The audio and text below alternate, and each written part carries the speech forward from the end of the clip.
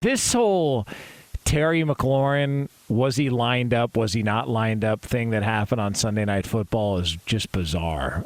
It wiped out a touchdown. They got penalized. It now became a third and goal situation for Washington. Of course, we saw how that game finished up and they lost. But the official, like Terry McLaurin explained after the game sort of his interaction with the official, and this is something that, was a topic of conversation yesterday and wanted to make sure we got to it today at least, because it does feel like somebody needs to give some sort of an explanation. But here was McLaurin after the game Sunday night talking about that penalty he got during the football game.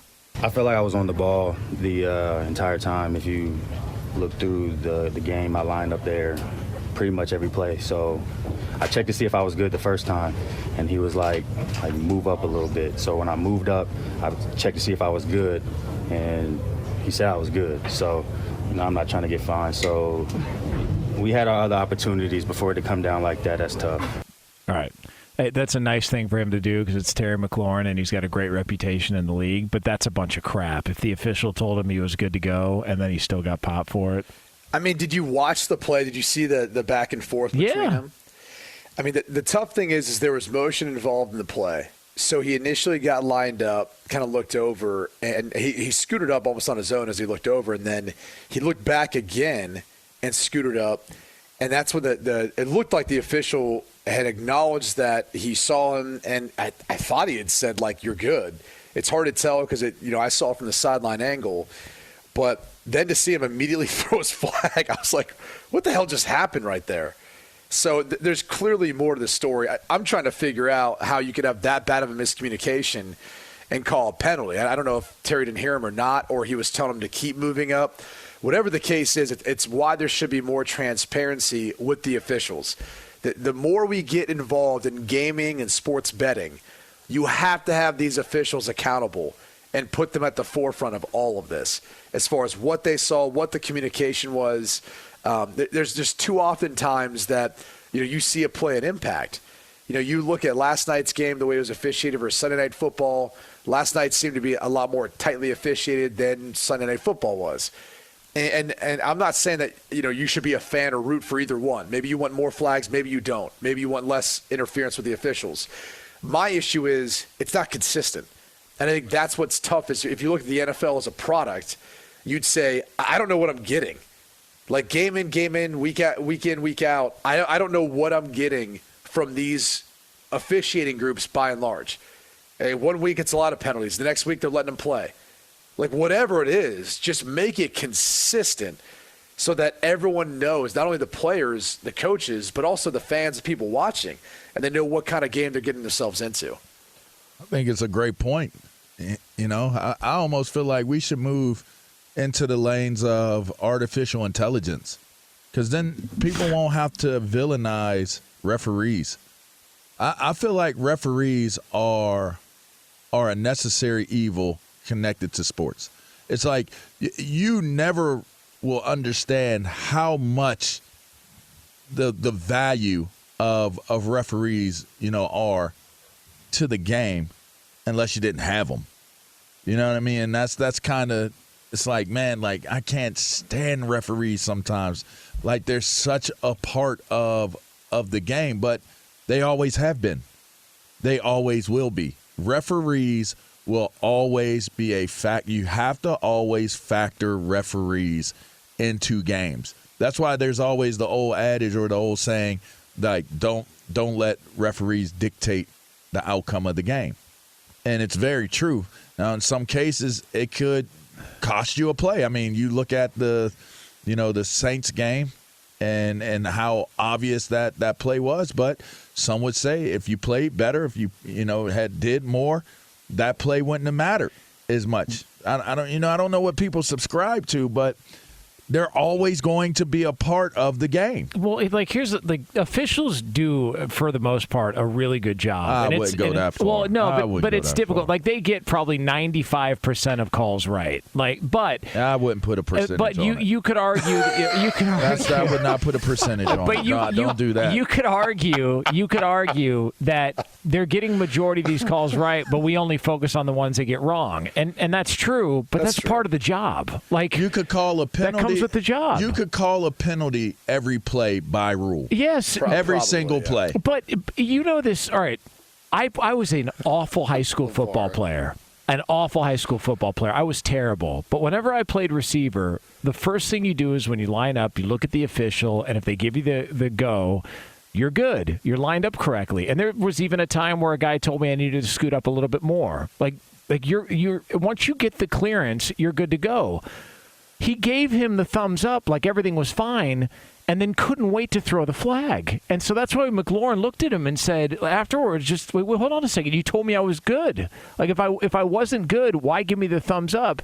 And then he got penalized anyways. Like, that to me is egregious. And the idea that they asked one of the other officials, and he said, well, I didn't see it. I'm not quite sure what was going on. But, in this situation, they don't have to, give him the thumbs up or tell him what he needs to do or tell him if he needs to move forward if he's not lined up correctly. It's like, okay, what are we doing here? It just feels like every week there's something that you could easily fix, and every week it doesn't get fixed. And that's the frustrating part for, I think, a lot of people. You got to figure it out.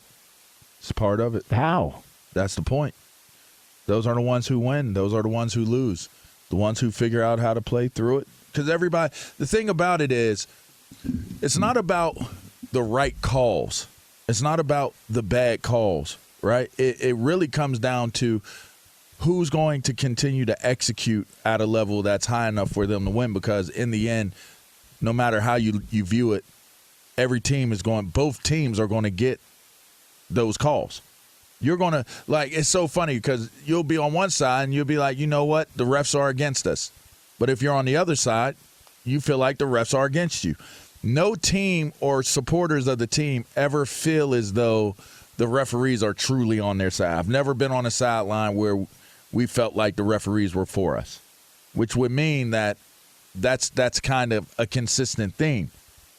That every coach is going to feel that. Every fan is going to feel that. Every player is going to feel that. So you're really dealing with the same conditions. Those who say, even I'm guilty of this. Those who sit there and say, we were targeted.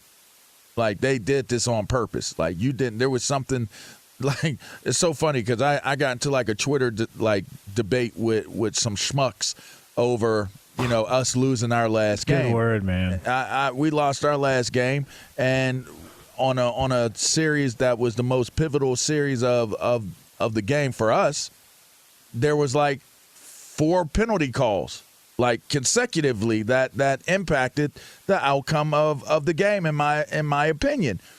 But for what it's worth, I got to get over that. Like, you got to get over it, and you got to move on from it. We should have executed better where we weren't in that position. We had to come back, and it was a lead that seemingly was going to be insurmountable, but we nonetheless came back.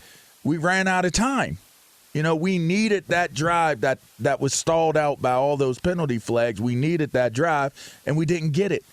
So you're going to find yourself in situations where, you know what, like, it happened. It is what it is, but you're not going to change the way referees call games. They are there for – I almost feel like that's one of the most secret societies that, like, where do they train? Do we ever see where they train? Do we ever see how they study, how they know all of the hand signals? Like, how do you even get into refereeing? Like, they're aliens, man. Where the hell do they come from? I think if you'd ask Mike Pereira and Dean Blandino, they would tell you how they're trained and how they're prepared throughout the course of the offseason. They're aliens too. It's better than you think. I'll put it that way. It's much better than you think. Now, a lot of these gentlemen have been attorneys, have been accountants, have been in other professional services. I mean, they are very, very sharp individuals, and whether it's from their family being involved in officiating or just their desire as sometimes even former athletes to stay around the game and officiate it, they get involved. There is definitely something kind of mystique in a way, or mysterious about them in regards to why we don't know more about them.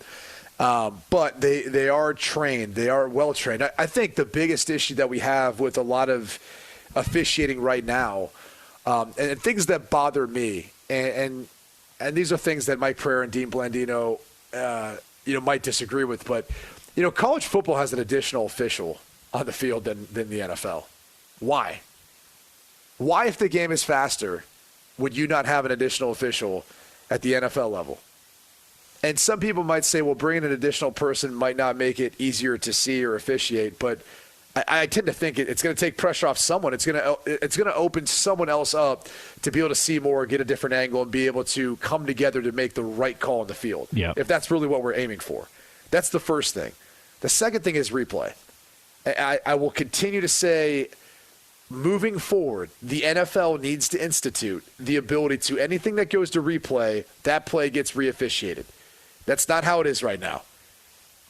We now have this language within any call where it has to be beyond a shadow of a doubt, right? You have to be able to look at it and then factor in what was called in the field to then determine what the call is, instead of just saying, what do the angles show us? Was it a catch? Was it not a catch? Was he inbounds? You don't have to worry about whatever was called in the field. You make the decision. And I hate the fact that the NFL is using New York now, all the way back in New York, a group of people in a room that we don't know what that discussion is, to make that decision. And so that's what I currently hate about kind of where we're at with NFL and officiating is we're not even doing it, as good as college is in some degree, to some degree. And the officials at the college level aren't trained as well as the ones at the NFL level. So, look, I could go on for days about this, but you look at the way it impacted that game, there's no doubt. And especially as gambling gets more involved, this is going to become a big-time issue, I think, for the NFL, whether they want to acknowledge it or not.